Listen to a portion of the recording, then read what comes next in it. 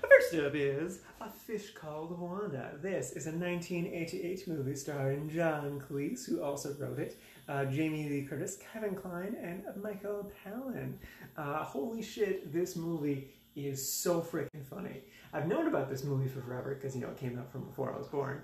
But, like, yeah, this movie needs to be talked about more because it is just hilarious. Like, I did not stop laughing the entire time. Freaking Kevin Kline there, he won an Oscar for Best Supporting Actor, and he 100% deserved it. Because, like, every time he was on screen, I just could not stop laughing at him. This movie was just, he was great, and this movie was so funny. If you've never seen this movie, you definitely need to give it a watch because it is just, it's insane. Like, my favorite scene in the movie, like, I knew what was going to happen. I understood the premise. Like, I got to see where the joke was going from a mile away. But that, it just, I still laughed my ass off the entire time everything was playing out. And it was just, it was so good. If you've seen it before, the scene that I loved the most was when Jamie Lee Curtis is trying. Okay, so the premise of the movie is they robbed a bank, and so now they're like laying low for a few days, waiting for like the heat to go off, and then over the course of those few days, they all start backstabbing and betraying each other. It's really funny.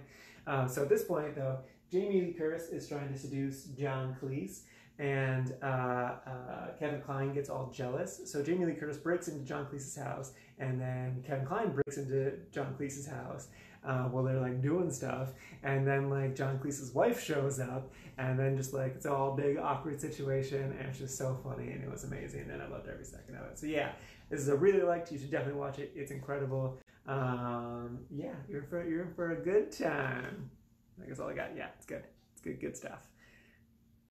Next up is And God Created Woman. This is a 1956 movie starring Bridget Bardot. And the basic premise is that Bridget there is a 18-year-old foster girl. The foster care system lasts a little bit longer in France at this time, apparently, to like you're 21. And she just wants to live her life. She just wants to live in the moment, have fun, kind of be a carefree kid, which makes sense. But literally every male character in the movie wants to bang her. They're just like super all about that. And she flirts a bunch and stuff, but I don't think she actually has sex with everyone. At least it's not implied that she does. But her foster mom definitely thinks she does and wants to like send her back to foster care just to like teach her a lesson or something. I don't know, to keep her more in line or whatever, more conservative, I guess. But she's, you know, she's a very free spirit. Like, she never wears shoes. She's just trying to enjoy life as much as she can. But everything's just like kind of pushing against that. Like, they're trying, not necessarily trying to make her grow up, but just kind of make her be not herself.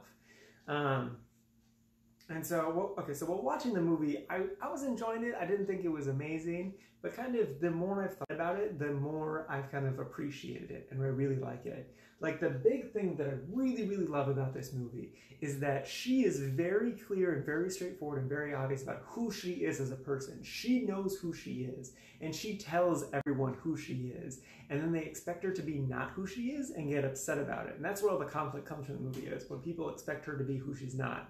And she knows who she is. And I just love how just strong of a person she is.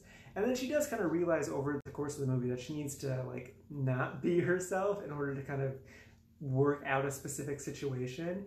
And she really, really struggles with it. And the really, one of my favorite moments, really powerful moment, is where she notices Bridget's trying to like be more domesticated at one point.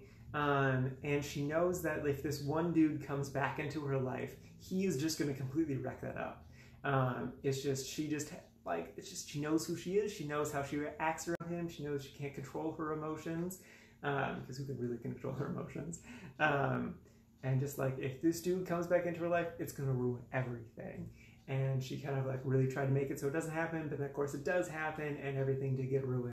But it's just, I love her because she knows who she is. I keep saying it, but like, that's just not, people have an idea of who they are in their head. I know I dated this one girl for a while who she had a very clear image in her head about who she was, but then like I really knew her because, you know, I was dating her, and who she was in real life was not who she was in her head. So it's just like, I don't know, it's cool to see a character like this. I don't know, it's good. But yeah, the more I think about this movie and the more I just kind of process the movie, the more I like this movie. So I'm going to put it in liked for now, but honestly, it's probably going to go up more because it's just, I don't know, it is really good. It's really solid.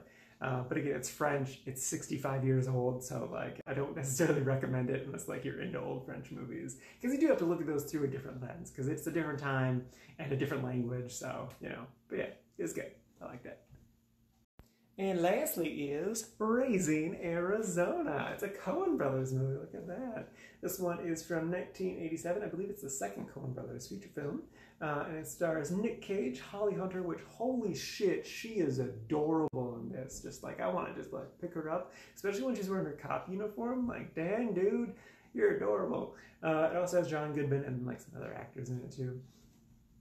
The basic premise is that Nick Cage and Holly Hunter are like married, love each other and stuff, and they want to have a kid.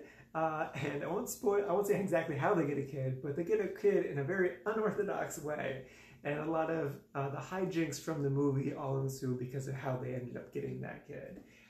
This movie was not what I was expecting. I don't know what I was expecting, but I really wasn't expecting that. It was still good. I definitely liked it. It's just definitely not my favorite Coen Brothers movie, that's for sure. That's probably still Fargo. I love Fargo so much. But yeah, that was good. It was cute. It was enjoyable. Definitely watch it again. Not anytime soon, but yeah, it was enjoyable. My favorite moment though was when Frances McDormand showed up. She just plays like this like really over the top mother of several children who just loves babies and stuff. And she is just crazy, but she had like this insane energy that I just loved, and I just like the movie perked up. It was just, she stole the scene. She was barely in this movie, but she is what made this movie good, like really good. So yeah, I just love her in general. Like I said, I love Fargo and I love her in it. So I think I need to watch more of her movies because they're just good. She's good. This movie's fine. Yeah. All right. That's it for now. See you later, guys.